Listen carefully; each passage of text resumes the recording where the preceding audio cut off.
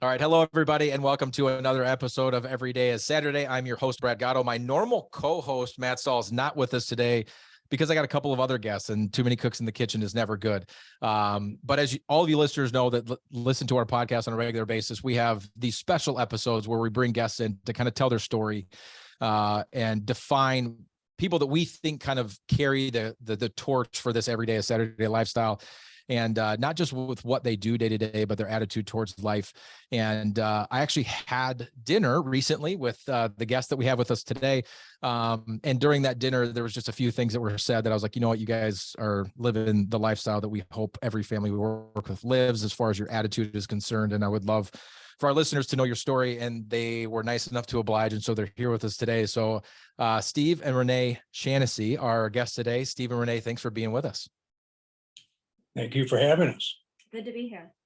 Awesome. I don't want to tell your story for the listeners. I want you to tell the story. So, I mean, we don't need to begin with birth, obviously, but you guys met at some point in your life. Why don't we, because that's kind of what we talked about at dinner. Why don't we pick the story up at kind of how you guys met and then tell us kind of how we got to today. Tell us a little bit about yourselves. Well, we met in Madison, Wisconsin in about 2000. And we were both working for the Rayovac Battery and Flashlight Company. And we eventually started seeing each other, which then Renee left the company because it was a little bit too close for comfort. But our relationship continued strong after that. And after, I don't know, 6 or 7 years, we eventually got married. Yeah, 4. Oh, 4. It only seemed like 6 or 7. That's great. So you're married 2004 then? Is that right? Actually, we met in 2000, and then we started dating in 2003, and then we were married in 2007. Right. 2007. Very good. But you live in the Twin Cities area now. So what was the path to get you from Madison to here? Well, we, at the time, were empty nesters, and Renee had gone to college in Colorado, so we thought we'd try living in Colorado. And we went out and lived as ski bums in Telluride for 6 months, which was a wonderful experience. We did that because we didn't know exactly where to live, but Telluride was our favorite ski place, so we thought, well, we'll rent there for 6 months, and that was a wonderful experience. We ended up in Colorado Springs, and that's when some long-term health issues that I had been going through kind of kicked back in, and we decided we were pretty alone out in Colorado. Didn't have a network of family and friends, and I'm originally from the Minneapolis area, Minnetonka to be specific, and we thought, you know, these health issues that I do have, we need a network, and my daughter's also here.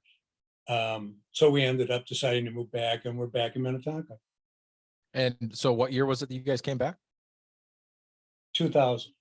No, to Minnetonka. It was 2018, 2019, because it was right before COVID. Yeah. Steve really likes the year 2000.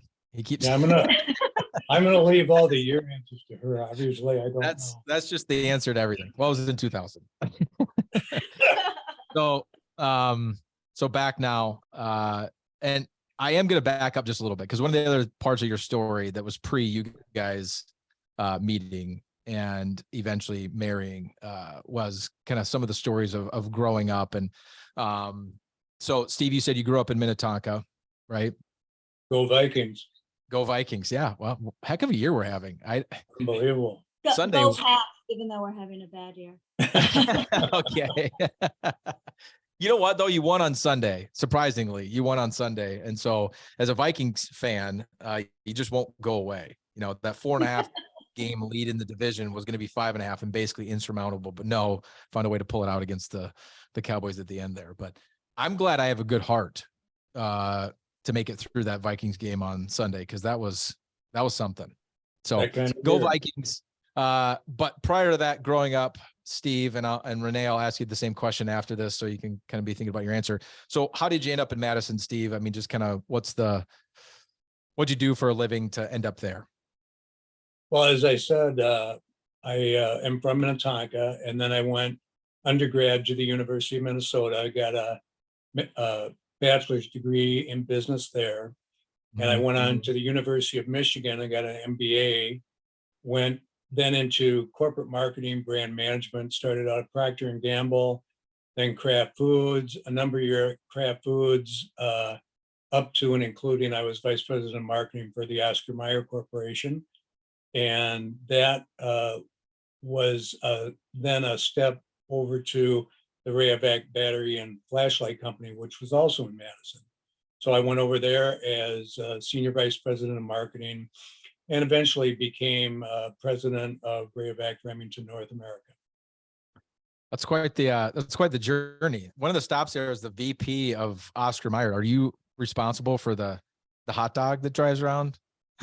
The Wienermobile. No, I did drive to a Super Bowl in Phoenix inside of it and got to That's awesome. I didn't even know that. That wasn't like a leading question. I didn't know that I was going to get something so interesting out of that. That's great. And Renee, you grew up in Colorado? No, I grew up in Madison. Madison. And then I went in Madison, Wisconsin, and then I went to school in Boulder, University of Colorado. That's right. And then I lived in Denver, and I was in marketing. I had a BS in business administration marketing. And then I also lived in Rapid City, South Dakota, and was in marketing there and brand management. And then I came back to Madison, UW-Madison, and got my MBA and worked for US Bank as a product manager, and then the Rayovac Corporation in brand management there, and managed one of the categories there. And that's where I met Steve. And then from there, I had a quick stint when I left Rayovac because of our dating experience. And I had a quick stint as a business development director at a private company in Madison. And then I actually followed my passion and my bliss and built, owned, and operated a what you'd call a luxury pet resort. So it was dog daycare, dog boarding, retail, grooming, and training. That's crazy, because that's a bit of a left turn. Well, and one interesting thing, it sounds pretty routine right now, but when she decided to start that and she told me it was going to be dog boarding and dog daycare, I was like, whoa, dog daycare. I'd never even heard of it. So Renee was actually a real pioneer in that area and did truly start one of the real first premium upscale facilities like that. That is interesting when you say that, because it's true. Now you see them quite a few places. Yeah, they're quite prolific.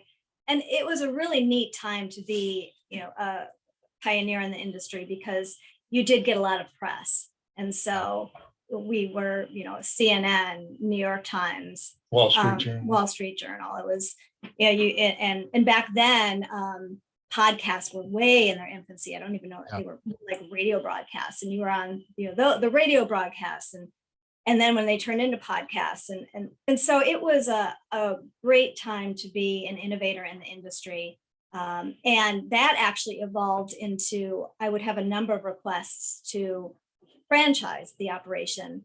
And I actually did not believe, it would have been great for me as the franchisor, but I did not believe it was in the best interest of the franchisee. So eventually started consulting. And to this day, Steve and I both consult for high-end startup pet resorts, mostly in the United States. So if anybody wants to start up, bestishowconsulting.com. I think they call that a shameful plug, not a shameless. Absolutely. Yeah. I mean, well, anytime you can get back to the source, right, and get back to one of the pioneers in the industry, that's in any field, you would want to be able to do that. And so in such a young field, to still have access to one of the first to do it, I think anybody would love to connect with you. Sounds like you guys should write a book, is really what it sounds like to me. So hopefully you're taking notes at home and writing some of the stuff down on your own. Renee, one of the other things that came out of dinner that I'm going to call you out on for the podcast, because I just think it's super interesting, is you had quite the hobby when you were younger. Can you tell us a little bit about that? I am assuming you're referring to jumping out of an airplane. And Well, yeah, that's not normal for most people. So yes, that's yes, I was definitely an adrenaline junkie, and that was part of it, was just the joy of skydiving. And I actually was on a nationally competitive skydiving team. I started when I was in college, and so we competed all over the United States. And we had excellent coaches. Our coaches were world champions, and we would train in Colorado, Arizona, Florida, even Oklahoma, in the wind tunnel there. And so so I don't even know how many jumps I have, probably 700-800, and a lot of competitions. And we actually beat the Air Force Academy at nationals one year in Arizona. So that was a real feather in our cap, if you will. And I got Did they recruit you then? Did the Air Force recruit you after that? there you go, right? And I got to jump with the Golden Knights, the Army team. So it was a really incredible experience. And really, people hear skydiving and they think, just kind of the fear factor. But when you're on a team and your team is relying on you, it's really more of a mental game than the actual adrenaline side. Of course, you have that too. But it was a lot of training every weekend, sometimes nights. We would go up to Skydive Colorado, and that was my life for several years. Yeah, that's crazy. Your guys' story already to this point is nuts. Like the fact that Steve, all the experience you've had in marketing with these larger companies, writing in the Oscar Mayer Arena Mobile down to a Super Bowl. That's not many people could say that. The fact that you just picked up and moved to Colorado, and then the career change to start kind of a pioneering effort in the doggy daycare space, to the skydiving and everything in between. It's been really fun these last 3 years or so, getting to know you guys. And so, but that's not the entire part of the story. And one of the other reasons I wanted to have you on the podcast is because of this attitude that I was speaking about before towards life. And Steve, in passing, you mentioned some health issues that you've had. And so I want to transition to that. But before we do, I just want the listeners to know that really what struck me was, and Steve, I don't know if I'm paraphrasing here, if I'm quoting verbatim, but after kind of filling myself and my colleague Daniel in at dinner about kind of your current health situation, we'll say for now, you had a super positive attitude. And you said 99% of the world would still trade places with me. And it really stuck with me. And so with that being said, why don't you kind of fill the listeners in on kind of your health journey over the last, how many years has it been? 19 now. 19 years. So let's start kind of at the beginning and get us up to speed for the last 19 years. Yeah, well, back in 2003, now this time I think I got this right. Got this. I got to check with Renee to make sure. I could feel a lump in my upper thigh. And as we all know, you feel a lump that won't go away. You start to say, better check it out. And I went and checked it out. And ultimately, it turned out it was a swollen lymph node. And as they dug a little further into that, they determined that I had chronic lymphocytic leukemia, so a form of leukemia. And, I got that call where it was like, okay, you got the C thing. And you sit there on your mouth, your jaw drops open, and it's like, I got cancer. And, I didn't know exactly where that was going to go. I went in then to the University of Wisconsin, because at the time we were living in Madison, and was hooked up with an oncologist, hematologist. And they said basically it would be a watch and wait thing. That chronic lymphocytic leukemia is generally something older people get. And at the time I was, I think, 47. And so I was young to get that. And they knew I had it. And what they wanted to do was track my blood counts. So every couple of months I'd go in and they'd do a blood draw and they'd check it out. And they were able to say, yeah, you're okay, just keep monitoring it. Well, that went on for about 3 years. At the end of that 3 years, it had accelerated to a point where they said, we've got to push it back. Mm. So it was a treatment of chemo. It was not to cure it, but it was to push it back again. So it was successful. It wasn't fun to go through, but it wasn't horrible to go through. And one of the things I learned from that is I'd have one bad week because they'd give me the chemo and I'd feel sick for a week. And then after that very first time, I was determined that, hey, I'm going to exercise. I got to feel like myself again. So I went down and in the basement, I had a universal gym. And I thought, I don't care if I lift 5 pounds a few times.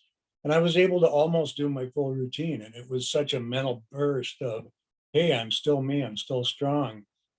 Yeah. And so I kept that up. I started my running again and I stayed fit through the entire thing. And that chemo then pushed it back. I made it another 3 years. And again, the cancer came back. I did the chemo again now for the second time. And pretty much the same story. That lasted me another 2.5 years. And again, it came back. And they did the chemo again. But then that time it came back after 6 months. So they said, we can no longer just try to push it back. We're actually going to have to really treat it. And in treating it now, rather than buying you time, and buying the time was also number one to get the years, but it was also, there's been so many advances in the medical technology. They said, hey, if you can go another 6 years, the technology is going to be so much better that you have odds for a better treatment and a potential cure. So now at this point, they did try to do something for a cure, and that was a stem cell transplant. Mhm. So they found a match, a genetic match, some woman in Boston, 27 years old, who God knows why was a genetic match for me. And that Steve, was real quick, where are we at? So we started in 2003. At this point, now that you've got a match, what year, how far into the story are we about now? 2010, because it was 2006, 2009. It was like 2010, 2011. And I did that. Now, the stem cell transplant was much more difficult and challenging to go through. It was like boy in the bubble. You're in a special air-controlled room at the hospital in the university. And basically they destroy your immune system. And then in giving you the stem cell transplant, they're trying to start you all over with a new healthy one. And so that was in September of that year. And then October, November, December, I was recuperating. It was a long recuperation process. And then I didn't feel so good again. And something didn't seem right. And I told that to the doctor, and he had me come in and do a PET scan. And I didn't even get out into the parking lot after that he didn't call me and say, hey, something has happened. You and Renee have to come back in tomorrow. We've got some bad news.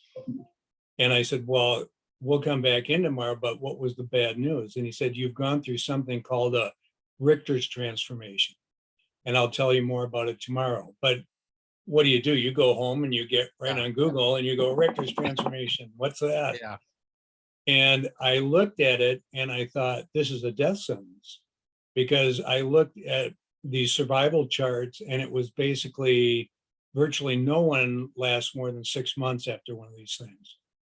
And so I printed this stuff out, and Renee and I went in the next day and I talked to the doctor and I said, hey, I'm not a quitter and I've been tough through all this stuff, but if this is, I showed him these charts. I said, if this is what's going on, I'm not going through any of that stuff again. I'm just going to do what I can for 6 months. And he said, well, I'm not saying that this isn't bad. It's bad. It's very bad, but you never know. I mean, we've got more stem cells frozen from the original donor. We can give you that stem cell chemo again and try it. At least there's a chance. So Renee and I looked at each other and, what do you say? There's a chance. So okay, let's do it again. So once again, I was in the hospital, boy in the bubble. They went through that severe chemo that take out my entire immune system, gave me the new stem cells. And 7 months after that, I was out bow hunting for elk in Oregon with a 70-pound pack on my back.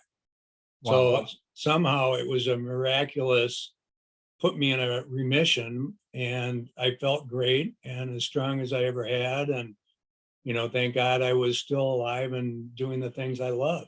What did your So doctor say at that? I mean, was he shocked? Was he, like, he said, "You're welcome," because I said, "Thank you."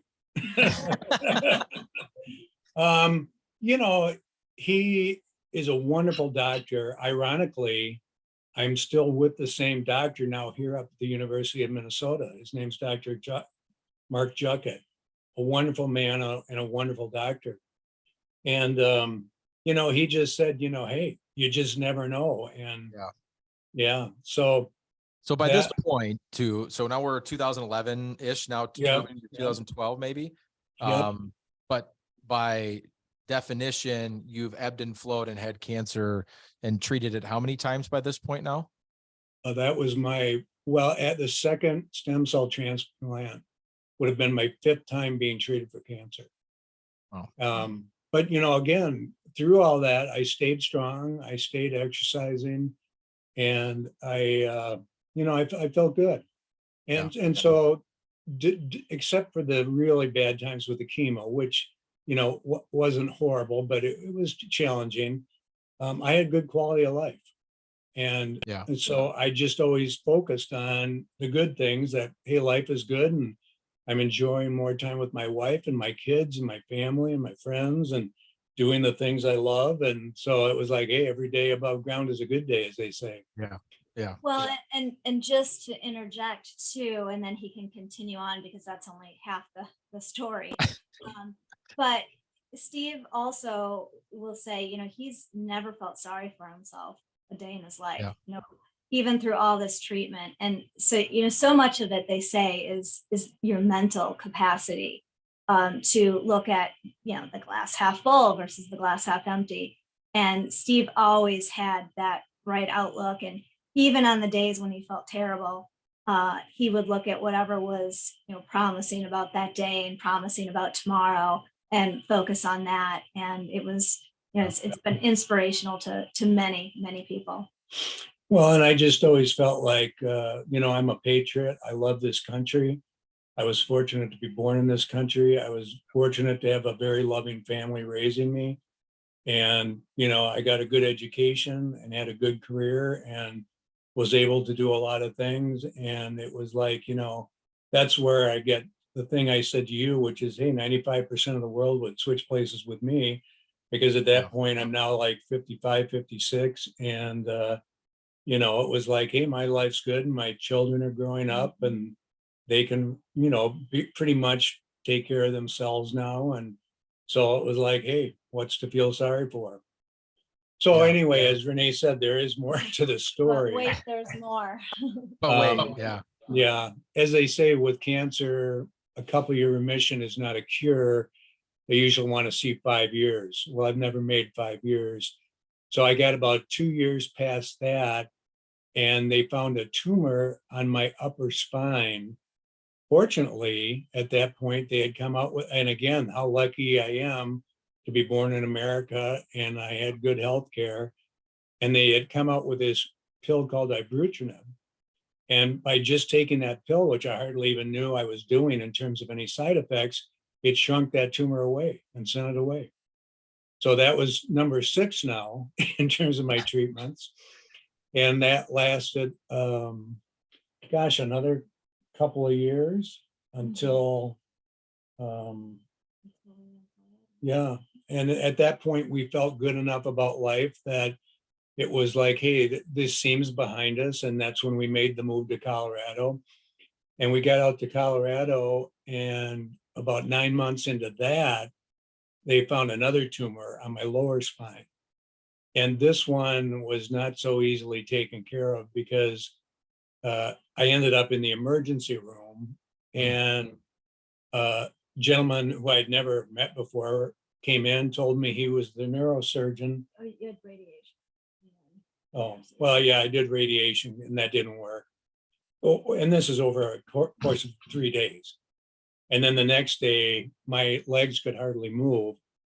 And so this guy came in, said he was the neurosurgeon. And if he didn't get that spine off my back that day, I'd probably never walk again.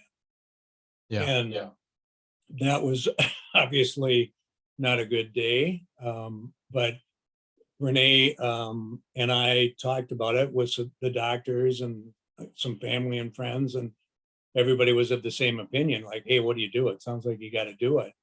So they wheeled me in for emergency surgery, took the tumor off my spine, and that was a brutal recovery where I left the hospital in a wheelchair, and that was in late September of that year. And as we left, I could get up and walk on a walker, but I was pretty beat up. And hunting, as I said, has always been one of my passions. And I told the doctor as I left, I said, hey, unless you tell me I can't, I got a mule deer hunt in Montana in early November. So that was 6 weeks away. And I said, I'm going on that thing. And he looked at Renee kind of like, don't tell him, but this isn't going to happen. And I went on that trip and I got a deer. Were you without a walker, without assistance, or did you still need? I worked hard on my physical therapy and I worked hard on, getting myself strong again. And I wasn't 100%. And it wasn't without some help. I was fortunate to have a nephew who went and kind of helped me with some of this, getting up and around in certain places. But God damn it, I was out there and I did it. And, so from that point on, it was again, a slow recovery. But just getting back to the point where I felt pretty normal again. But as we had started some of the story with, at that point, we had said, hey, we can't deal with all this kind of stuff alone. Actually, I'll just interject here. So I forgot a chapter. No, go ahead. The removal of the tumor from the spine, it was more just to relieve the pressure so that he wouldn't have additional nerve damage, but it was not to remove the tumor completely where he'd be cancer free. So he still had the cancer. So that's when there was a brand new, just approved by the FDA procedure called CAR T cell therapy. And he was a candidate. He was the 9th patient at University of Colorado in Denver. And that's where they take your white blood cells essentially, and they send them off to be genetically modified in a lab. And then they send those back and they genetically modify them to be cancer killers. And they just are searching out and killing the cancer cells, which was just revolutionary and not injuring other cells. So anyways, he went through the whole CAR T cell therapy. And that was, a couple month long procedure, and in the hospital for 5 weeks, had some complications, but came out of that and really well, and did have a 2-year remission. In fact, we thought that he was cured at that point. But having said that, we also thought, well, we thought this before with the stem cell and transplant, and that was not the case. So at that point, we made the decision to move to Minnetonka, to move back to the Twin Cities, to be near Steve's family, our daughter. We just had our first grandchild at that point. And are expecting another one in 2 days. Yes, we have another one in 2 days. So we're here, and a lot of support in that respect. And then, do you want to? Sure. Yeah. How could I have forgotten? I forgot a whole. So how many times have you been treated for cancer now? Now you're moving back to Minnesota. At this point, how many? At that point, that would have been 11, and now I'm on 13, because obviously that shows jumping ahead a little bit. About 1 year ago, I came down with what I thought was a cold or a flu, And as it turned out, after a couple, 3 weeks of it not going away, I called the oncologist and said, I think we need a PET scan or something. Something's going on again. And yeah, it had come back as lymphoma in my chest, and lymphoma and leukemia are very related. And they did a bone marrow biopsy, and I also had like leukemia in my blood. So it had come back pretty strong. They gave me some chemo pills that did give me a reprise, and they knew that's probably all it would be. And then in May of 2022, I went through a trial, which was another cutting edge, state of the art trial. And long and short of it, it did not work. So, and just for your audience, that's actually called a CAR NK. NK stands for natural killer. And that is the latest technology that they are evaluating for cancer treatment. So he was in a phase 1 clinical trial. It's in very early stages of development. It's a very promising therapy that's getting a lot of attention and looks very encouraging, but for whatever reason, it just did not work for me. And so we decided that, still trying to say, can we do something? Can we cure it? We now get to the last thing I did, which was a repeat of the T-cell procedure. So once again, they drew my blood, genetically modified it, gave it back to me, and we were saddened to hear, and this would have been just like 2 months ago, that also did not work. So at the current time, I've got the lymphoma in my chest and the chemo in my blood and the leukemia. Yeah, I'm sorry.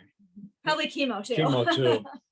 And at this point, and we have a appointment with a doctor in a couple of weeks, but we're at the point where we don't think we're trying to cure it anymore. We're just trying to give me quality of life for whatever period of time I may have left. And so I'm getting this weekly infusion of a targeted immunotherapy, isn't it? Yeah, it's actually an antibody drug. So he has an antibody drug that's being infused weekly, and then an oral drug that's actually a chemo. It's actually an immunomodulatory agent, which means that it's an immune system stimulator. So he's taking an immune system stimulator and an antibody. And the stimulator, they're actually, it's interesting, and I don't want to get too in the weeds here, but it's interesting because they can see the T cells, those genetically modified cells. They can see they're still in his system, but they're not doing anything. They haven't activated against the cancer. So long shot, but they're hoping, hey, maybe this will just jumpstart those into action. And these two drugs they use to treat refractory lymphoma, where it's just relapsed, it's not responding to therapy.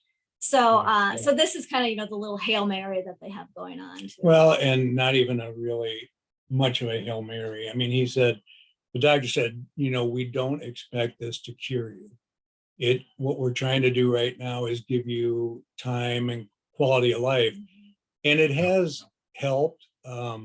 Prior to starting this regime or regimen, whatever they call it, I was really physically tired, like one flight of stairs would knock me out, and sleepy tired.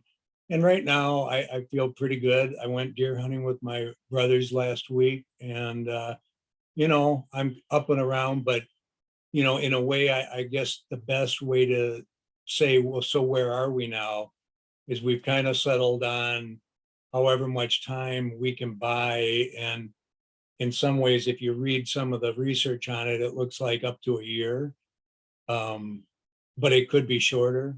But that's kind of what I'm faced with right now. Well, first and foremost, I genuinely appreciate you telling your story. One of the things, having heard most of that in the past, listening to it again, that strikes me more than anything, because a lot of the details in there, I think, are hard to, unless you know cancer language and vernacular like you do as a family. And of course, I don't think anybody really wants to know cancer language as well as you do, No. if we're being honest. It's hard to follow, but I think the thing that gets me the most, Steve, as you talk about it, is your tone of voice. it's just not negative. You just have a positive attitude towards this. You're looking back at all these opportunities that you've had, and it's all about how I got lucky here. I feel really good that this happened. How fortunate was I that, you know, the timing of when this particular treatment came out and all that kind of stuff. And it just, the overarching theme is a positive theme. And to be faced with cancer at such a young age, at age 47, now be 19 years and 13 treatments in, and still have that attitude is just, it's super refreshing. Right. Well, I think I thank you. just feel like in 2022, we're so lucky to have everything that we have. Yet people seem more unhappy on the whole. Mhm. I can't say than they've ever been, because obviously I've not been alive since people have been around, but it just seems like there's a lot of reasons that people like to complain. And I just love your perspective. And I think that it's refreshing, and I'm glad that my listeners got to hear it. So can you point to you and Renee and in your time together and fighting this battle together, anything in particular of why you feel that way? What's helped keep your spirits and your attitudes the way that they've been?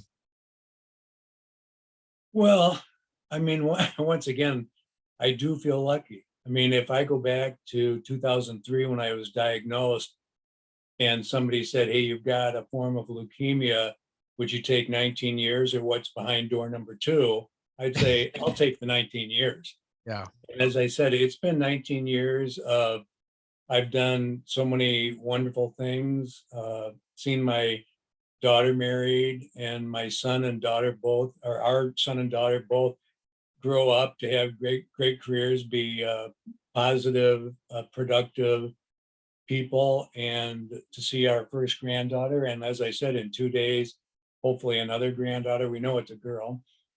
I just feel like I've always been a glasses half full guy. That, you know, there's, you know, looking at what you have, which is what the glasses half full, and then looking at what you don't have is the glass is half empty. And I've just always concentrated on, I've got so many wonderful things in my life, both in terms of the people and the, you know, the quality of life. I've led a comfortable life, and I've got to travel, and I've got to do things, and I've got a lot of people that love me, and it's just, I can't find in that any reason to feel sorry for myself. Yeah. And Renee? Yes. Well, I would say, you know, if we're talking about kind of what are the big key takeaways on surviving and thriving um, this type of, um, of challenge, I would say grace is a big one in this. And what I mean by that is it's really easy to come down on yourself, or others for that matter. Um, you know, why am I having a bad day? Or why is this happening? Or why isn't this person doing that? Medical staff or whomever. And really what I've learned is to give myself some grace, because what happens is you can put a lot of pressure on yourself, for me as a caretaker, of I'm not doing things right, or I could be doing better. And Yeah. and you have to just kind of give yourself a break in that respect, because you really can go down some dark rabbit holes there. So a lot of grace for yourself, grace for the person who is, you know, fighting the fight, grace for, you know, friends and family, because a lot of times they don't know what to say or do. So just really, you know, trying to see the best in all of it, rather than, okay, here's, you know, here's kind of the dark side, because it's easy to go down that path, quite honestly. A big one for me too is my faith. I am a Christ follower. I love Jesus, and I've seen, you know, glimpses of God and miracles throughout, and that's a whole nother podcast, throughout Yeah. these 19 years. But that's been just a big factor for me in surviving and thriving. And I think another thing that's really important is just asking questions and being your own advocate, whether it's medical questions, for being an advocate for for the person who is the patient. I think that is extremely important.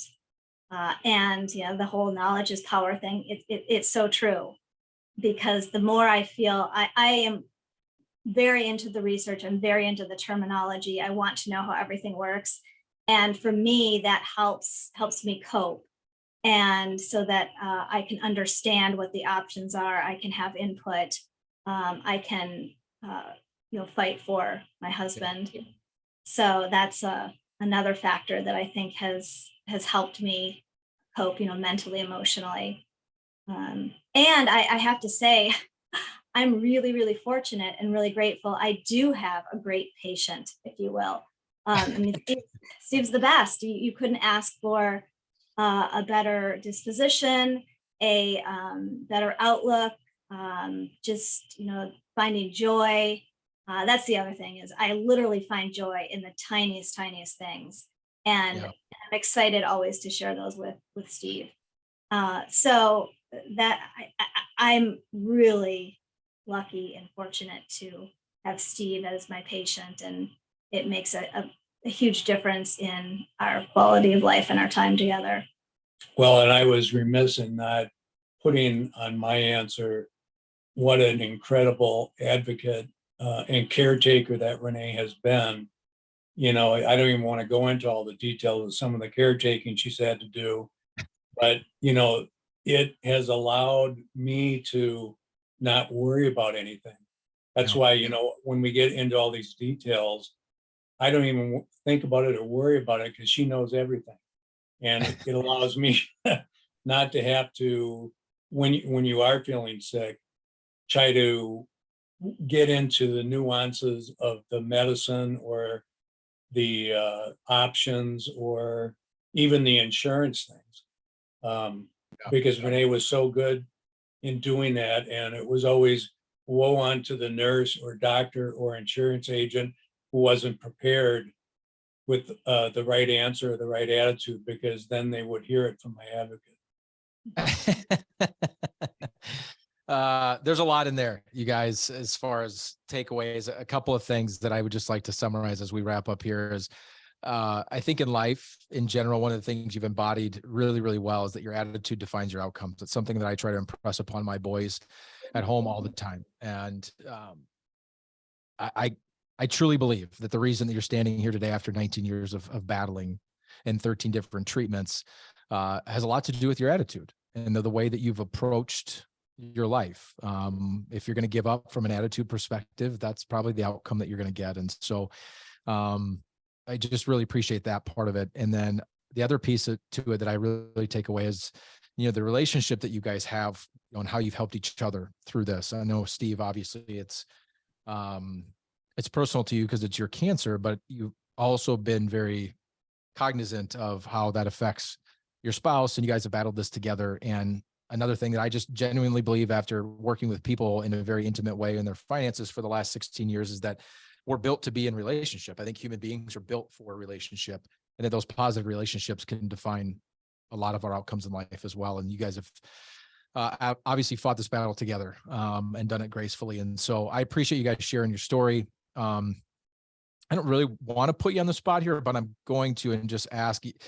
I got to assume, because cancer is so rampant in our country, that somebody's going to listen to this and, have a story that, well, I know this person's battling cancer, battled cancer. We all know people, right? And somebody's probably actively in it, or they're new to it.